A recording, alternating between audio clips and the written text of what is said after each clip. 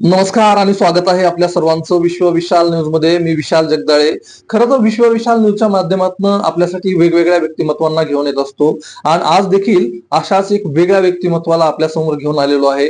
मध्यवर्ती जिजाऊ समिती जे की धाराशिवचे आहे आणि त्याच्या अध्यक्षपदी प्रणिता पंकज पाटील यांची निवड झालेली आहे. आज आपण त्यांच्याशी संवाद साधणार आहोत. प्रणिताजी, तुमचं विश्व विशाल न्यूज मध्ये खूप खूप स्वागत आहे. नमस्कार सर. मला सामाजिक क्षेत्रामध्ये पहिल्यापासूनच खूप आवड आहे आणि मला मध्यवर्ती जिजाऊ जन्मोत्सव समितीने ही संधी दिली आहे. मी त्याचं सोनं करेल आणि जिजाऊंच्या विचाराने आम्ही वर्षभर 2026 मध्ये वर्षभर वेगवेगळे सामाजिक उपक्रम घेणार आहोत. जिजाऊ जयंतीची सुरुवातच आता झालेल्या नगरपालिका निवडणुकी आता जस्ट झालेली आहे. त्याचे रिझल्टही लागलेले आहेत आणि या 2025 मध्ये 50% महिला आरक्षण पडल्यामुळे जिजाऊच्या लेकींना संधी मिळालेली होती. तर त्यामध्ये नगराध्यक्ष पदाचाही मान जिजाऊच्या लेकींनाच मिळालेला आहे. त्यामध्ये 50% महिला या जिजाऊंच्या लेकीच नगरसेविका म्हणून निवडून आलेल्या आहेत. त्यांच्या सन्मानार्थ आम्ही जिजाऊ जयंतीची सुरुवाती त्यांच्या सत्काराने आम्ही केलेली आहे. तर तुम्ही या अध्यक्ष झाल्यानंतर पहिलं काम हे केलं, त्यानंतर तुम्ही काय केलं आणि पुढे काय करणार आहात? कसं तुम्ही वर्षभर कार्यक्रम घेणार आहात? माझी जेव्हा निवड झाली तेव्हा आम्ही सगळ्या मैत्रिणी एकत्र भेटलो. मग त्यातून आम्ही एक मध्यवर्ती जिजाऊ जन्मोत्सव समितीचा महिलांचा एक ग्रुप काढला. त्यामध्ये ग्रुप काढल्यानंतर आम्ही काही दिवसामध्येच मीटिंग बोलवली. मीटिंग मध्ये आम्ही काही वेगवेगळे प्रश्न मांडले. तिथून आम्ही असं ठरवलं की आपल्या धाराशिव शहरामध्ये मध्यवर्ती ठिकाणी असलेलं जिजाऊ उद्यान आहे ते खूप वर्षापासून दुर्लक्षित आहे. त्यासाठी आम्ही तिथे स्वच्छता मोहीम आणि वृक्षारोपण करायचा वसाहती घेतलेला आहे. आणि तिथे तुम्ही स्वच्छता वगैरे केलेली आहे? हो, आम्ही 8 दिवसापासून तिथे स्वच्छता मोहीम राबवलेली आहे.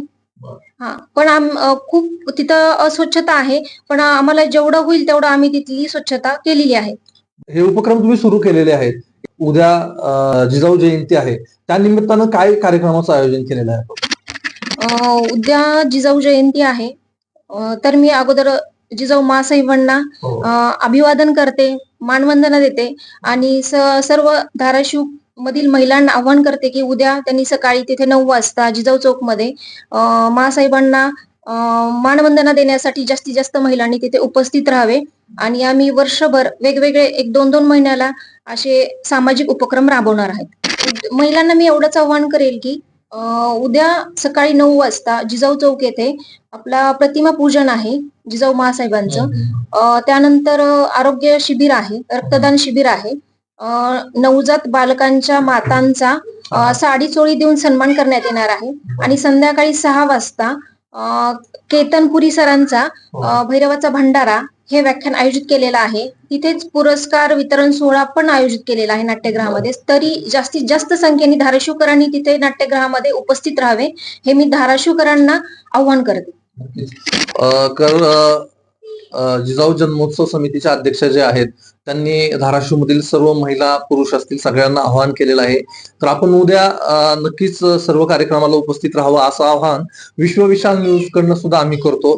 कशा पद्धतीने तुम्ही कार्यक्रम महिलांसाठी घेणार आहात? आम्ही सामाजिक कार्यक्रम घेणार आहात. त्याबरोबरच महिलांच्या उपयोगाचे काही कार्यक्रम घेणार आहात. त्यामध्ये आम्ही एक मोठ्या प्रमाणात आरोग्य शिबिर पण राबवणार आहोत. त्यानंतर एखादा महिलांचा विरंगुळा करण्याचा पण कार्यक्रम घेणार आहोत. असे वेगवेगळे कार्यक्रम वर्षभर घेऊ.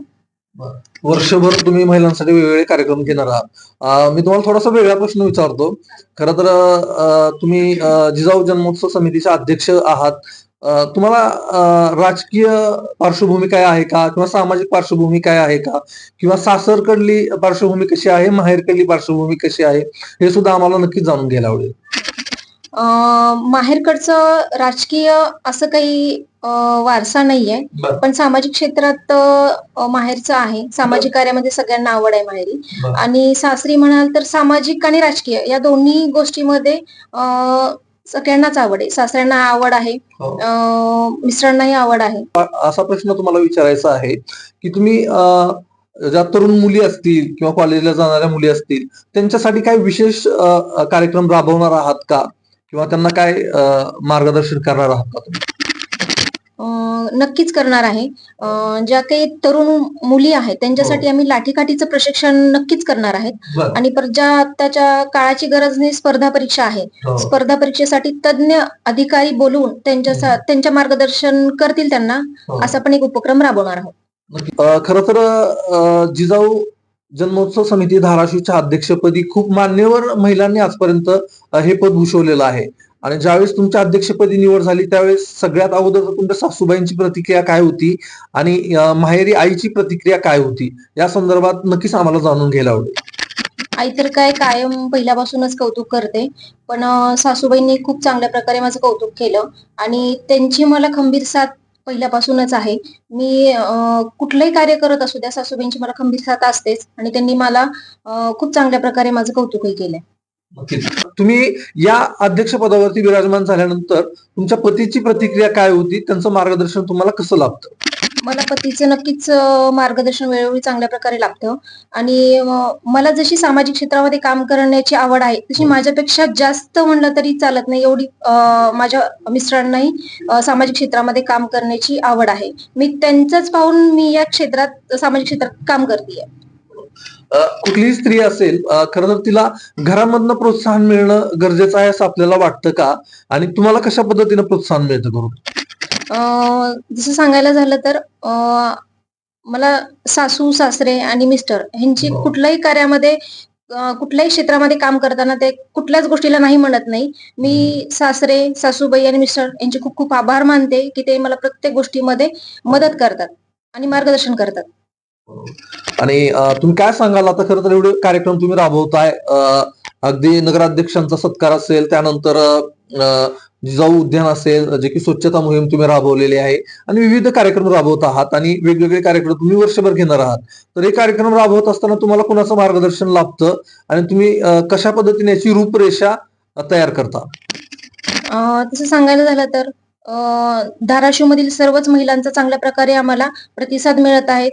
आणि एक कौतुकास्पद सांगायचं म्हणलं तर आमच्यापेक्षा जास्त वयाने असणाऱ्या सुनीता साळुंखे मॅडम यांची खूप चांगल्या प्रकारे मार्गदर्शन होत आहे. त्याचबरोबर डॉक्टर अस्मिता बुरगुटे मॅडम यांची सुद्धा साथ मला चांगल्या प्रकारे मिळत आहे. तुम्हाला शेवटचा प्रश्न विचारतो. खरं तर तुम्ही महिलांना जाता जाता काय आवाहन कराल, काय सांगाल तुम्ही?